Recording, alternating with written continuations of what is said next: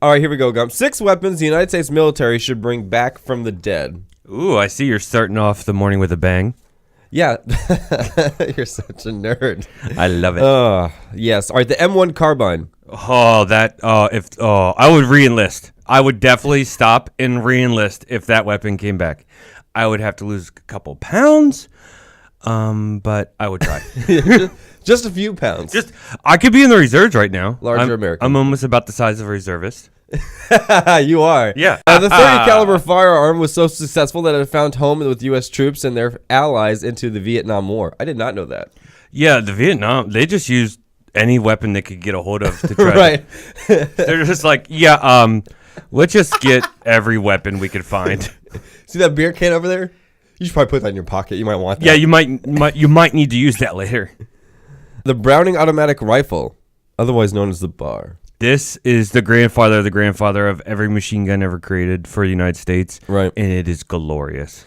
All right. Designed by John Browning in 1917 for the trenches of Europe, the BAR sits in the netherworld, in which it is not quite a machine gun, but it is not quite a rifle.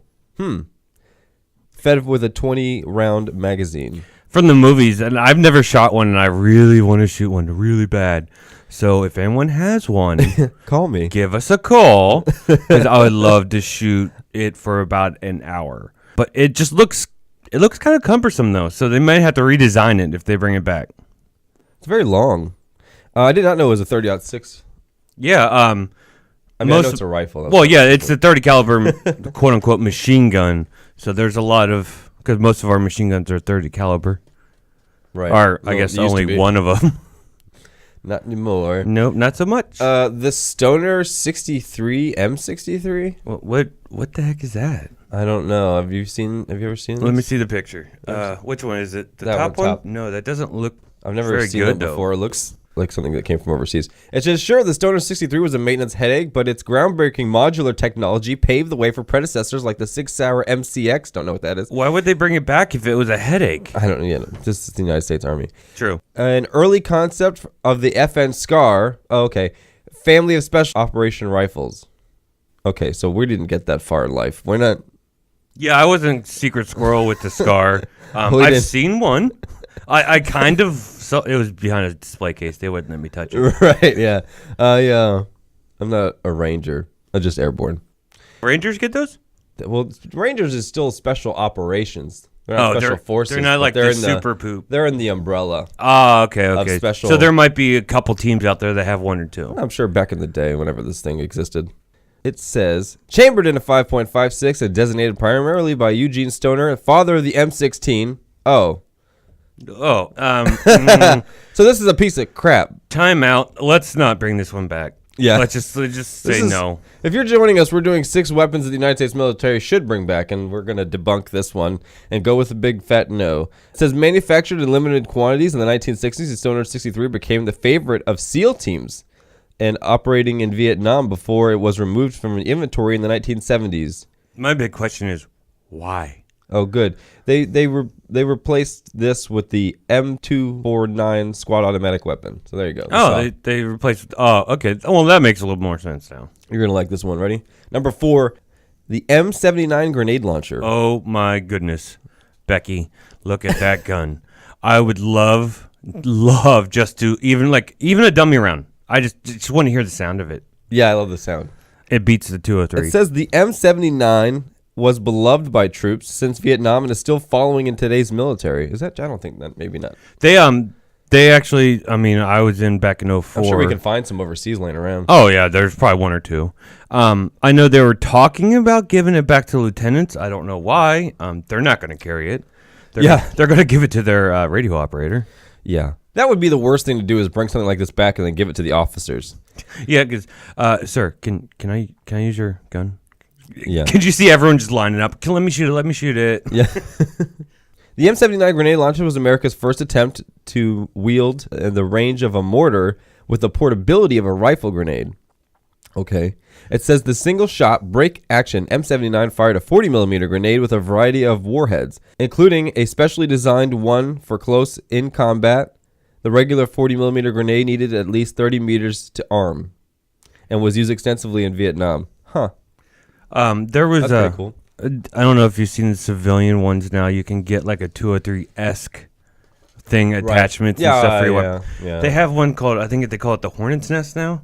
Really? It's a 40 millimeter grenade that has holes all through the top, but it's all filled with like 20 or 30 22 rounds. Right. So it turns it into essentially a 22 shotgun, Right. which seems absolutely pointless. Right. But hey, it's a gun. I think Why that's the not? only thing you can buy for it.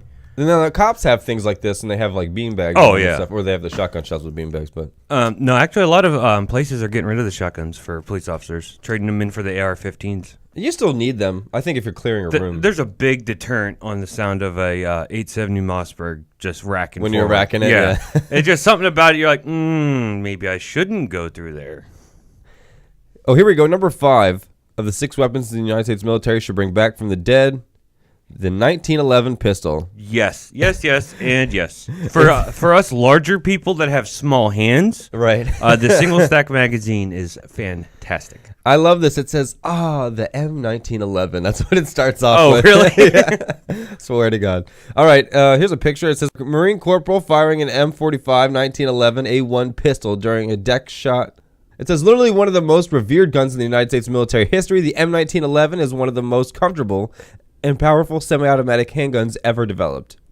Well, how old is this article? Because we've just made some ridiculous handguns lately, but I've never fired one of these, but I would like to own one. I personally like it because it's very, I don't know, it's sleek. It's just the way it looks. You just like look at it and go, yeah, that's the business end. I told you I saw one in a museum that was at Joint Force Headquarters, an original. Oh, like one of the ones that were originally issued? Right. It was very small, and it looked it would be extremely comfortable.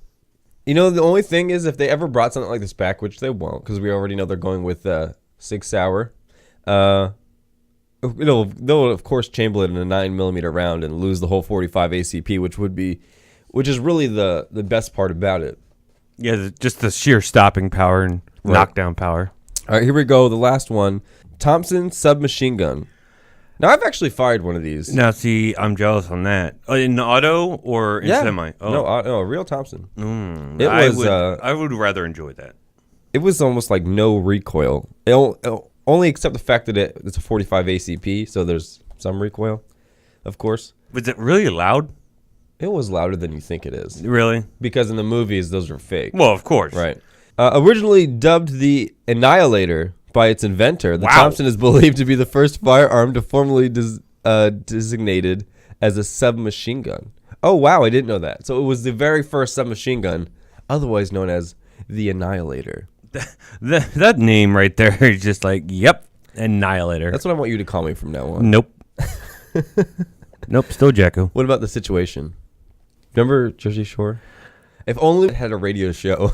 Oh, when Jersey Shore was on the air. I know comedians. I'm sorry, we're getting distracted.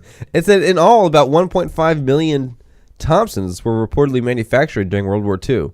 That's a lot. That's a lot back then, yeah. Yeah, I would think you would still see more of the originals today, but I guess they probably all got destroyed. Well, it probably got beat up, and there's probably destroyed some during the war somewhere. I'm pretty sure a lot of them got ran over by tanks and everything else that was going on during World War II. There's a couple things going on. I mean, right? It's not their fault they dropped their weapon. Right. Your retention there, soldier. That's it. Yay. Ready? There you go. That was the 6 weapons the United States military should bring back from the dead. All right, you're listening to Jacko and Gump in the morning on 92.5 WFBX Radio for Guys. Stand by. We'll be right back.